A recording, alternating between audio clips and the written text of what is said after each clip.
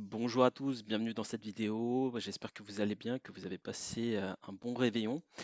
Donc on va faire la vidéo dont je vous parlais la semaine précédente, donc le bilan 2024 des différentes actions et des différentes crypto-monnaies que j'ai présentées au cours de l'année 2024. Donc on va avoir une petite synthèse pour voir un peu où on en est. Donc on va commencer. Alors l'une des toutes premières vidéos que j'ai mentionnées, ça a été Limeware. Donc Limeware, qu'est-ce que ça nous a donné? Donc moi, pour moi, personnellement, c'est un projet qui m'avait offert déjà de très bons rendements.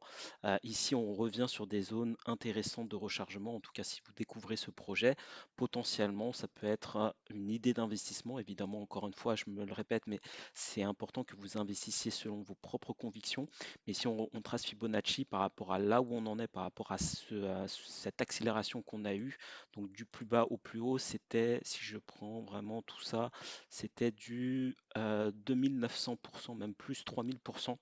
3000% d'accélération d'octobre 2023 à avril 2024. Donc évidemment, la stratégie, c'est vraiment de pouvoir prendre des profits à la montée. Donc c'est surtout pas de rentrer dans ces phases-là, parce que c'est des phases vraiment d'accélération très fortes.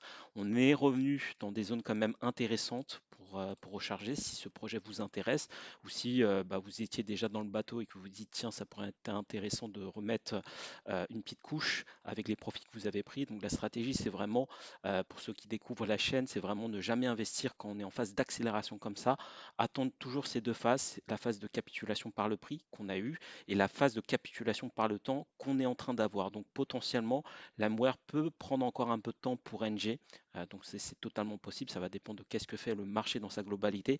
Mais potentiellement, l'Amware, donc je vous inviterai à regarder la vidéo que j'avais faite. Donc c'était en été 2024, donc quasiment au début de la chaîne. Et donc, du coup, je vous fais une synthèse par rapport à ce projet-là.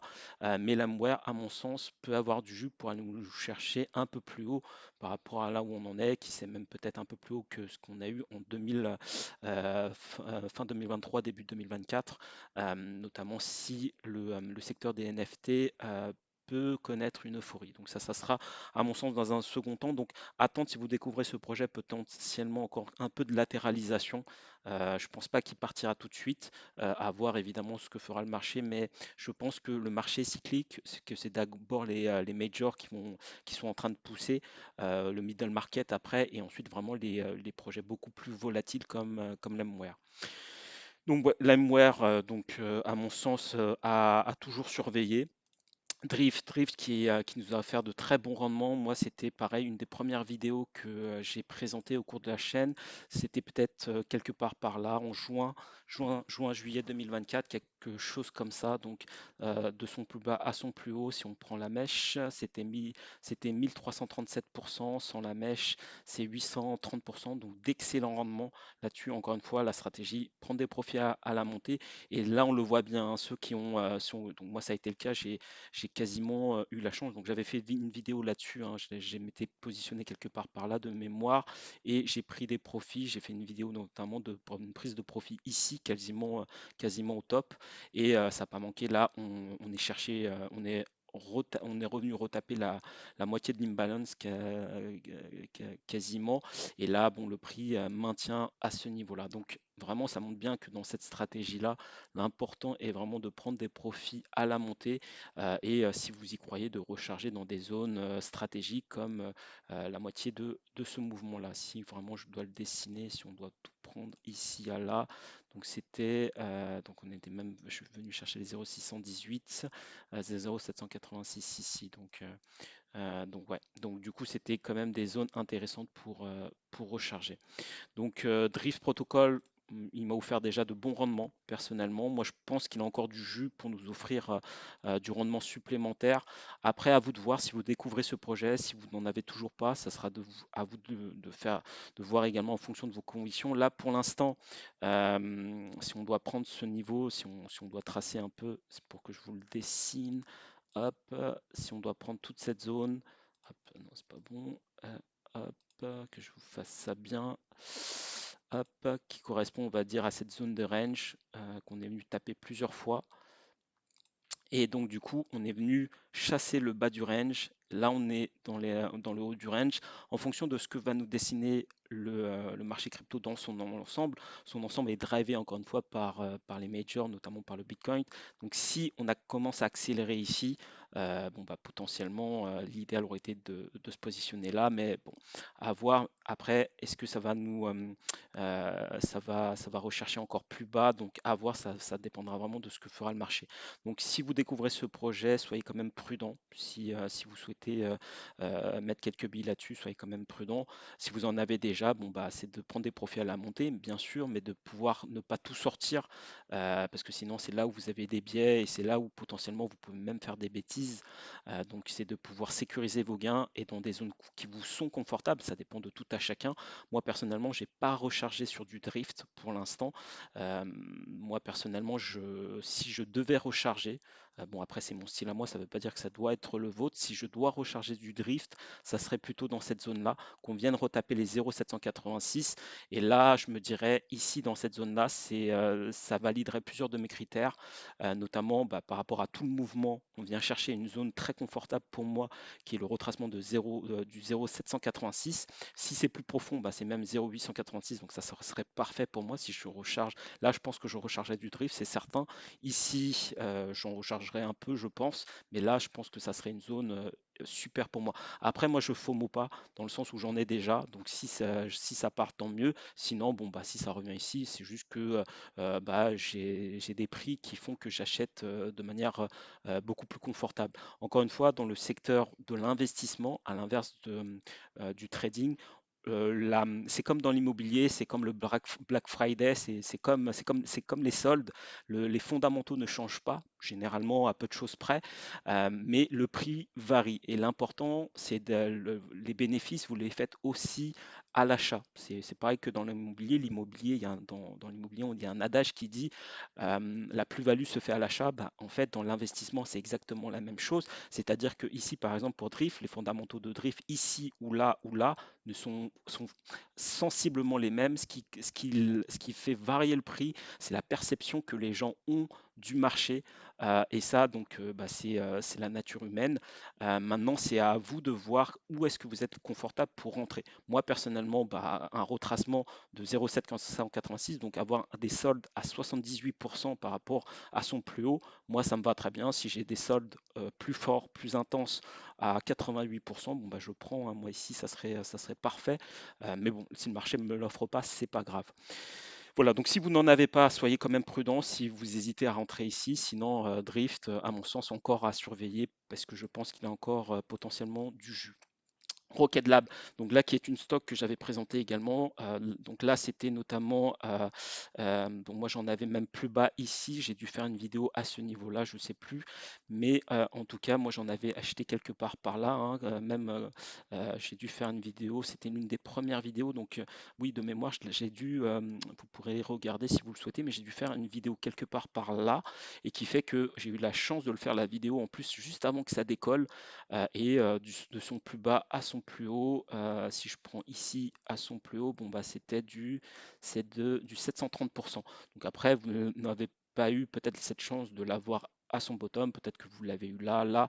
Ici aurait été des positions quand même plus sécurisantes puisqu'on a des structures creux sommet ascendant qui montrent que la dynamique recommence à être haussière avant que vraiment on a eu cette phase d'accélération. Là, on voit que le prix commence à tanguer un peu. Donc à mon sens, il faut quand même être prudent à ces niveaux-là. Là, ça commence à tanguer doucement mais sûrement. Donc c'est pas le moment, c'est vraiment pas le moment de rentrer. Si vous deviez rentrer, bah, ça serait peut-être d'attendre un retracement plus profond pour Rocket Lab. Rocket Lab qui est dans le secteur du spatial, hein, si vous découvrez la chaîne.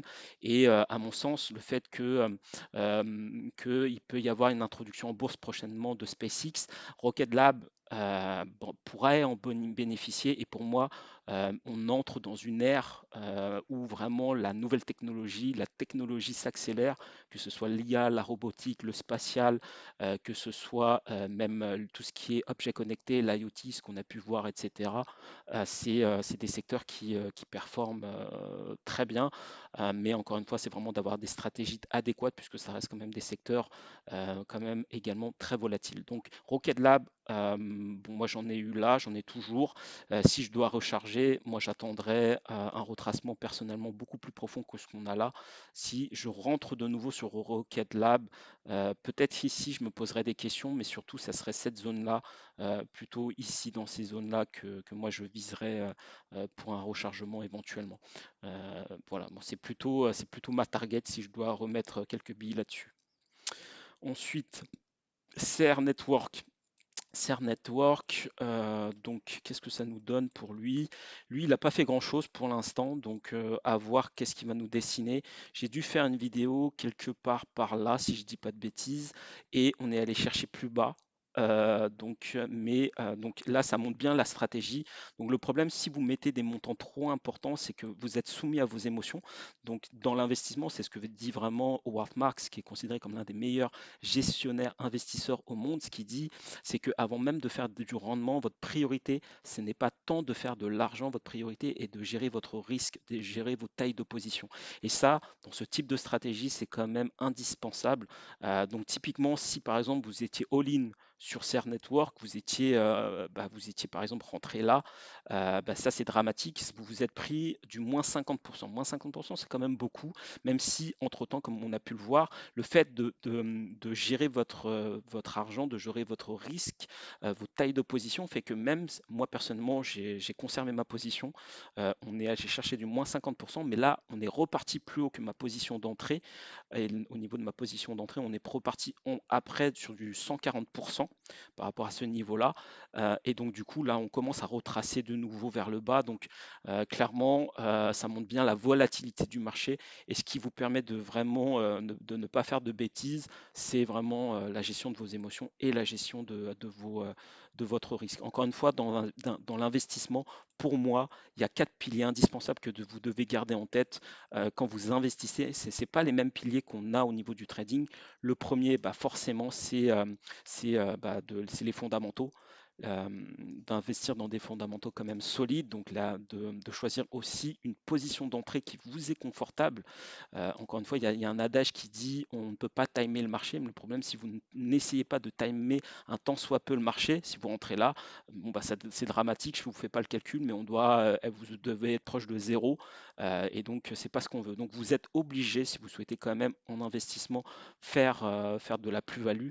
Les meilleurs investisseurs, ce qu'ils disaient, le secret d'investissement, c'est pas tant de rentrer dans de bons fondamentaux, c'est de rentrer dans des bons fondamentaux à bon prix. C'est vraiment ça le secret de l'investissement. En deux, c'est vraiment après cette notion de patience, puisque à l'inverse du trading, la qualité première que vous devez développer, ça se travaille également. Et puis l'investissement est également, je pense, un bon terrain pour apprendre à se connaître, voir également pourquoi on investit, pourquoi on a de la cupidité, quelles sont nos motivations dans l'investissement, tout ça. Même si ça c'est pas au niveau de l'analyse fondamentale ou technique, ça joue sur votre style d'investissement. Si par exemple, vous savez que vous êtes quelqu'un d'extrêmement, par exemple, d'extrêmement cupide, et que vous voyez le train monter ici, c'est d'apprendre aussi, et donc l'investissement vous permet ça, d'apprendre plus de patience, de pouvoir vous réfréner, d'avoir une vision beaucoup plus rationnelle par rapport à vos positions d'entrée. Inversement, vous êtes quelqu'un de très fébrile, par exemple, et il n'y a pas de problème par rapport à ça, que vous avez une sensibilité forte par rapport à la perte, votre priorité est de gérer votre risque, peut-être par des stop loss, peut-être par la taille de vos positions, mais vous devez au maximum, donc ça c'est le 3, c'est vraiment la gestion de vos émotions. Et ça c'est vraiment important, gérer ses émotions, gérer également qu'est-ce qui fait qui crée nos biais personnels. Et donc ça c'est propre à chacun, c'est à vous de voir de ce sur quoi vous êtes sensible. Donc CR Network, ça montre bien vraiment que dans cette stratégie-là, en l'espace de peu de temps, on est allé chercher du moins 50%, puis 130, etc., etc. Donc à voir si ça va partir plus haut, mais donc du coup, à voir. En tout cas, si on dézoome un peu sur une vision beaucoup plus sur la big picture et moins une vision court-termiste, ce que ça nous a dessiné, c'est plutôt pas mal. C'est-à-dire qu'ici, on a eu de la grosse phase de dilution de tokens, donc la capitulation par le prix. On rentre dans la capitulation par le temps et donc après on verra dans un second temps s'il peut performer ou pas. Euh, Après, un projet qui m'a offert également de bons rendements, ça a été CMCM. Donc ça, c'est une stock dans le secteur de l'IA, donc Cheetah Mobile. Bon, le nom, il est ce qu'il est, mais ça, c'était ma position d'entrée. Et il m'a offert du 200%, un peu plus de 200%. Donc ça montre bien qu'il faut prendre des profits à la montée. Là, on est revenu à 120% de gains. Donc moi j'avais sécurisé des gains, j'en ai encore du Cheetah Mobile. Pourquoi? Parce que je pense qu'il peut nous offrir beaucoup plus haut. Pareil, si on dézoome, c'est plutôt une charte plutôt jolie, ce que ça nous donne des signes là. Capitulation par le prix, le temps, des petites structures haussières, légères, mais comme on est en monthly, c'est quand même très puissant ce qu'on a. Donc à voir si ça peut nous chercher un peu plus haut encore. Donc à voir. Ensuite, Moonwell, belle crypto. Moi, j'en possédais déjà bien avant. C'était bien avant de faire la chaîne. Moi, j'en possédais déjà en 2023, quelque part par là. Premier cycle de fin 2023, ça m'a offert d'excellents rendements. Et là, bon, bah, ça part encore, ces nouvelles ATH, etc., etc. Donc ça, c'est super. De son plus bas à son plus haut, c'est du 4667%. Au moment peut-être ça devait être ce trait-là où j'ai fait la vidéo, bah là c'est du 428%. Donc c'est pas dégueu. Là maintenant si vous découvrez la chaîne, que vous découvrez, d'ailleurs si vous découvrez la chaîne, n'hésitez pas à vous abonner, hein. Dans cette chaîne je fais vraiment l'analyse de projets intéressants, que ce soit dans les secteurs des crypto-monnaies ou dans les actions. Évidemment, je partage mes propres convictions, c'est à vous après de voir qu'est-ce qui vous convient le mieux. Ce qui compte, c'est la conviction et c'est ça qui va faire que vous allez pouvoir aussi gérer vos émotions, gérer vos tailles d'opposition, etc. Donc c'est pas parce que moi j'investis sur telle ou telle position que vous devez investir, mais en tout cas ça peut vous donner en tout cas des idées d'investissement potentiellement. Et en tout cas sinon j'explique également bah, des stratégies au niveau de l'investissement et qui sont différentes de ce qu'on peut retrouver notamment sur du trading. Voilà, donc ensuite, si on continue, alors Upwork, j'avais fait également, donc ça c'était la position d'entrée. Donc pour l'instant, donc Upwork est une action que je possède également. Pour l'instant, donc on a des petits gains plutôt intéressants. Dans les secteurs des stocks, c'est quand même de bons gains, même si dans les secteurs des crypto-monnaies, bon, on peut être un peu mal éduqué, mais 58% en l'espace de quelques mois, c'est quand même pas dégueu pour une stocks. Donc pour l'instant en gain, donc plutôt correct comme investissement. Je suis plutôt euh, voilà, c'est plutôt pas mal. Après à voir qu'est-ce que ça peut nous dessiner par la suite. Tensor, lui, pour l'instant, donc j'ai dû faire une vidéo quelque part par là, je crois. Donc on a eu une petite phase de montée, donc 90%, 92%, on est revenu dans ces zones-là, donc j'ai dû faire une vidéo à peu près par là, je pense. Donc on est revenu à peu près à la position d'entrée, donc à voir ce que ça va nous dessiner. Moi je pense qu'il peut nous offrir des gains par la suite. Donc à voir. Moi j'ai pas vendu encore, je les possède toujours parce que je pense que potentiellement il peut m'offrir plus de gains par la suite. Donc encore une fois, à vous de voir pour vous si en tout cas ce projet peut vous intéresser. Maverick, lui, pour l'instant, il n'a pas fait grand-chose non plus. J'ai dû faire une vidéo quelque part par là, j'imagine. Et ben pour l'instant, il fait pas grand-chose. À attendre, à voir. Moi, j'y crois personnellement. J'avais fait une vidéo dessus beaucoup plus complète. Donc vous pourrez la regarder si vous souhaitez. Euh, pour moi, je pense que c'est un projet qui peut nous offrir des gains. Il répond à pas mal de mes critères. À voir qu'est-ce qu'il va nous dessiner. Ensuite, Robinhood qui m'a offert de jolis gains, pareil, donc une stock, ça c'était mon prix d'achat, 8,47. Donc moi j'en avais acheté donc là, et à son plus haut, ça nous a offert du 400%. Donc c'est pas dégueu. Pareil, c'est pas le moment de rentrer, c'est trop tard. Clairement, Robinhood, c'est pas là qu'il faut rentrer. Bien sûr, il peut aller nous offrir plus haut. Moi, je pense qu'il peut offrir plus haut. Mais si vous rentrez là, vous prenez le risque finalement d'apporter vous, que vous soyez les personnes qui apportez la liquidité au marché pour que d'autres puissent prendre leur profit. Et donc du coup, Robinhood, c'est un exemple parfait où on n'investit pas ici. Il faut attendre ces deux phases-là, la capitulation par le prix, le temps. C'est là où il faut investir. Et ça correspondait à ma position d'entrée. Et ensuite prendre des gains à la montée, mais surtout pas rentrer ici. Donc Robinhood à suivre, je pense qu'il peut nous chercher encore un peu plus haut. Moi j'ai pris déjà des gains et ensuite attendre qu'est-ce qu'il peut nous dessiner également par la suite. Astar, pareil, lui, moi je m'étais positionné bien avant la première phase du bull run 2023 qu'on a eu. Donc moi, il m'avait offert des gains. Donc là, on est revenu sur des positions confortables d'investissement. Moi, je pense qu'il peut nous chercher une nouvelle phase d'accélération. Ça, c'est mes convictions personnelles, évidemment. Mais je pense que on peut connaître une nouvelle phase d'accélération. Si on prend plus bas au plus haut, Astar, c'était 657%. Après, ça dépend de où vous êtes positionné, vous. Si vous en aviez, hein, si vous n'en avez pas, c'est autre chose. Si vous hésitez et vous dites, tiens, est-ce que ça pourrait être intéressant? Donc, j'avais fait une vidéo dessus pour présenter notamment l'analyse fondamentale et technique du projet. Sinon, rapidement, ce qu'on voit sur Astar, on revient vraiment dans des zones quand même confortables, puisqu'on est sur du 0,886. On vient retaper ces zones-là qui sont des zones quand même de résistance forte. Le prix a buté plusieurs fois à ce niveau-là, qui était avant résistance, qui est devenu support ici. À voir ce qui va nous dessiner, ça peut nous chercher encore un peu plus bas, mais ça reste quand même sur du moyen terme des zones quand même assez intéressantes. Audius, lui, pour l'instant, il fait pas grand-chose. Moi, ce qui m'avait intéressé sur ce projet, c'est que on avait complètement fini la phase de dilution de token. On a les deux phases qui moi, m'intéressent. La capitulation par le prix et le temps. Donc à voir qu'est-ce qui peut nous dessiner. Pour l'instant, ça tient.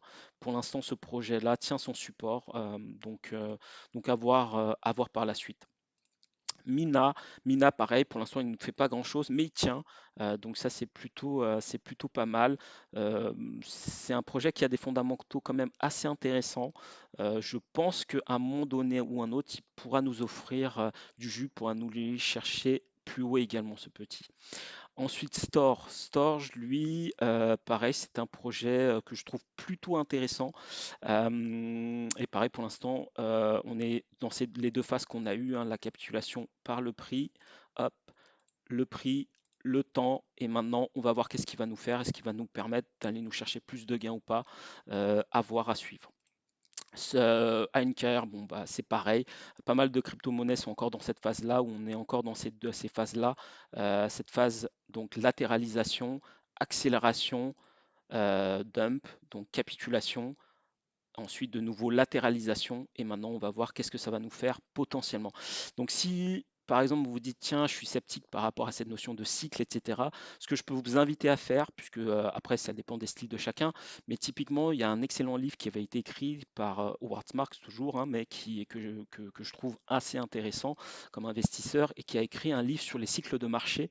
Donc, lui, ce qu'il dit, vous pouvez le lire, mais grosso modo, c'est qu'on a ces différents cycles.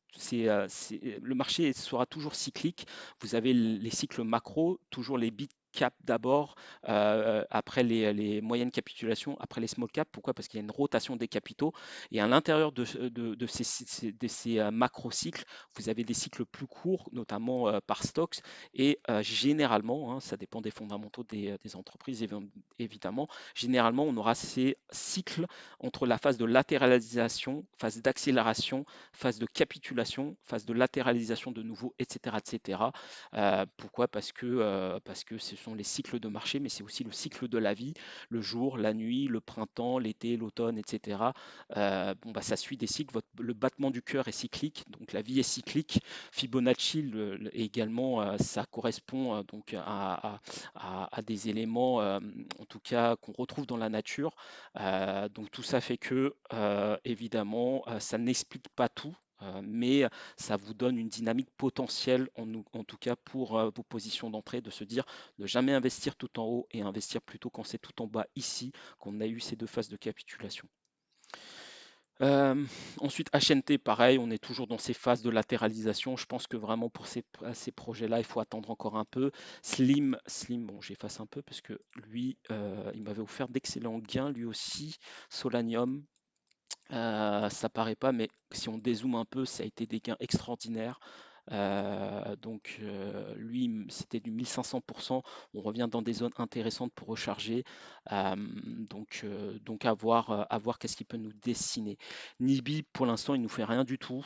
Donc pour l'instant, grosse communauté dessus. Après, on a ces deux phases-là, la capitulation du prix et du temps, mais pour l'instant, on latéralise toujours. Pour l'instant, plutôt en attente sur ce projet. Bounce qui m'a offert un petit x2, je m'étais positionné quelque part par là. Ça m'a offert moi personnellement mon petit x2.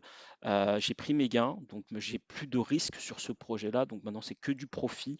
J'ai pas rechargé. Bon, bah, j'ai vendu la moitié moi, et qui fait que donc j'ai sécurisé ma position d'entrée. J'ai fait mon x2, et maintenant tout ce qu'il y a, c'est que du bénéf. Donc si ça accélère, tant mieux.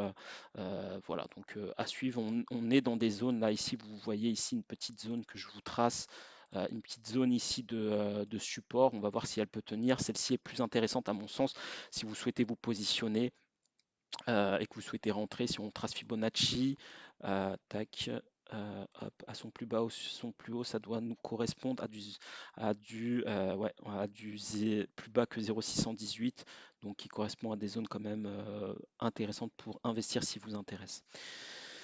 Ensuite, un projet de mémoire que je trouve intéressant également. J'avais fait une vidéo là-dessus. Et Spectral, ce qui m'avait intéressé, c'était, si je me mets dessus juste pour vous montrer, je pense qu'il a du potentiel, à voir ce qu'il va nous dessiner. Ce qu'il faut noter, c'est que sur Spectral, lui, vous avez Samsung dessus, vous avez Circle. Derrière Circle, c'est Goldman Sachs. Donc, si eux investissent, ils n'investissent pas dans beaucoup de projets, mais si eux investissent sur ce projet-là, c'est que potentiellement, je dis bien potentiellement, c'est un projet qui a des fondamentaux quand même qui sont plutôt intéressants. Maintenant, il y a encore quand même une grosse phase de dilution de prévu. Après, la prochaine unlock est prévue le 6 mai 2025, donc on a encore un peu de temps. Mais ça, c'est à garder en tête néanmoins. Et donc, du coup, pour l'instant, pas d'inflation avant le 6 mai 2025. Donc s'il nous accélère, il faut que ça soit quand même potentiellement avant cette phase-là. Donc à voir, on verra bien évidemment. Mais encore une fois, c'est une question de gestion de risque de ne pas faire all-in typiquement sur ce projet. Ensuite, aérodrome. Donc, si vous croyez en l'écosystème Base, vous ne pouvez pas investir directement sur Base. Donc, derrière Base, c'est Coinbase.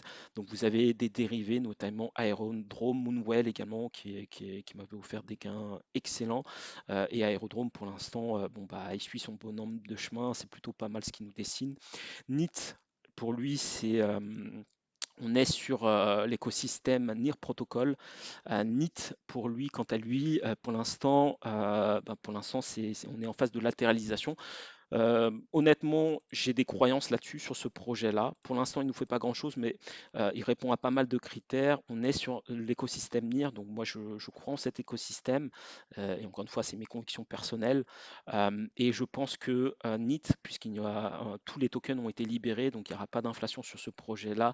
Il est très corrélé à NIR Protocol. À noter que NIR avait donné quasiment 1 million de tokens. Faudrait que vous retrouviez les infos, mais en gros, NIR Protocol a investi dans NIT, dans le projet NIT, pour financer notamment le développement du projet. Donc, je pense qu'ils ont un peu d'argent du coup pour nous faire un petit quelque chose dans la phase du bull run qu'on pourrait avoir. Bico, donc là pour l'instant, bon, un petit profil là en novembre.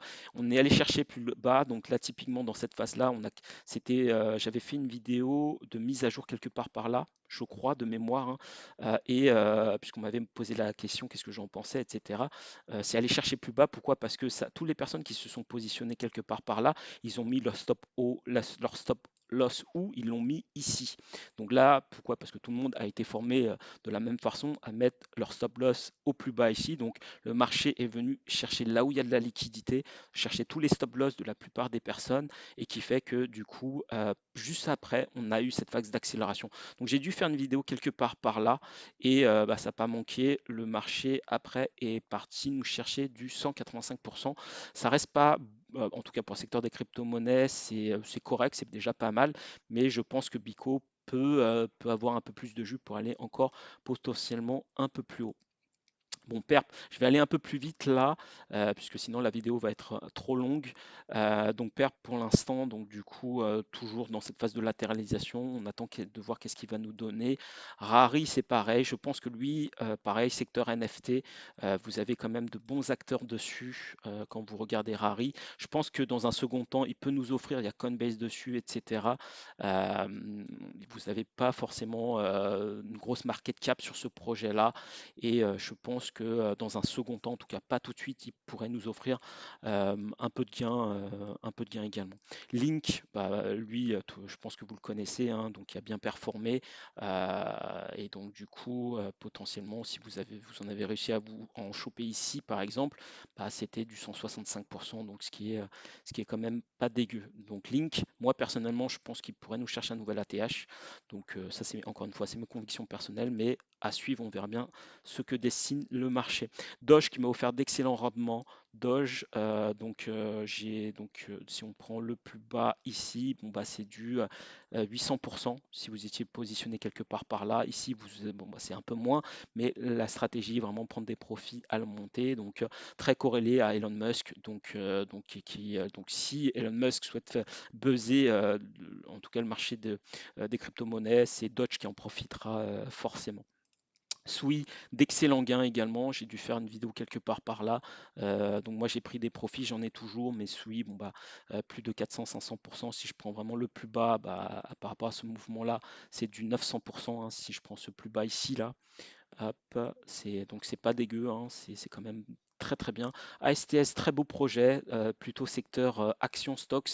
Moi je m'étais positionné ici, donc c'est parti très très haut. Donc lui, c'est pareil, secteur aérospatial, ça a été du 1150%. Donc c'est quand même très agréable. Pareil, stratégie de prise de profit à la montée, j'en ai toujours. Et ça n'a pas manqué. Comme vous pouvez voir, là on est en phase ça tangue, et donc ça retrace un peu. Donc donc pour moi, si je devais recharger, ça serait plutôt dans ces zones-là. Donc on a quasiment terminé. Bon, pour le reste, je vais aller plus vite cette fois-ci. Donc Avax, bon, bah, qui nous offre de bons petits rendements. Et donc pour moi, Avax, donc pour l'instant, c'est un grand classique, mais pour l'instant qui maintient bien.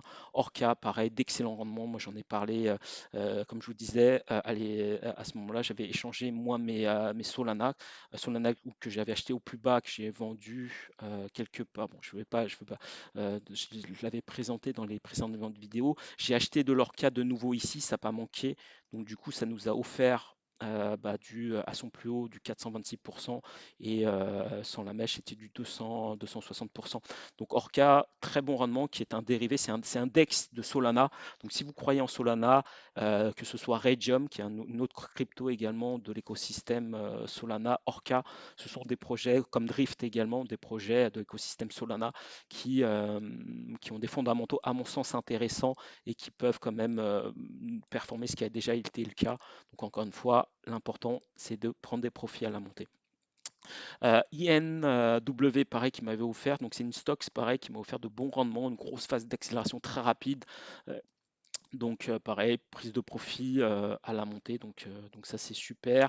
Alex Lab, bon, pour l'instant qui ne nous fait pas grand-chose, bon, on attend toujours. Phase de latéralisation, ce qui est bien c'est qu'on a eu ces deux phases, capitulation par le prix et le temps.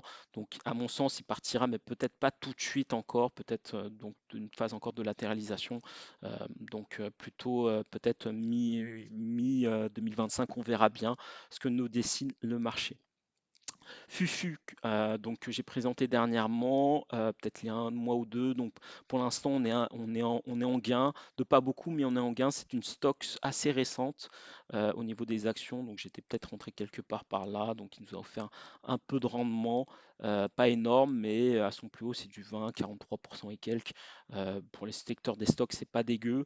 Bon, pour l'instant, creux sommet ascendant, donc on verra bien si à un moment donné il accélère ou pas, on verra bien. Aurora, pareil, de l'écosystème NIR Protocol. Donc moi, c'est un projet auquel je crois également, donc à voir qu'est-ce qui va nous dessiner par la suite.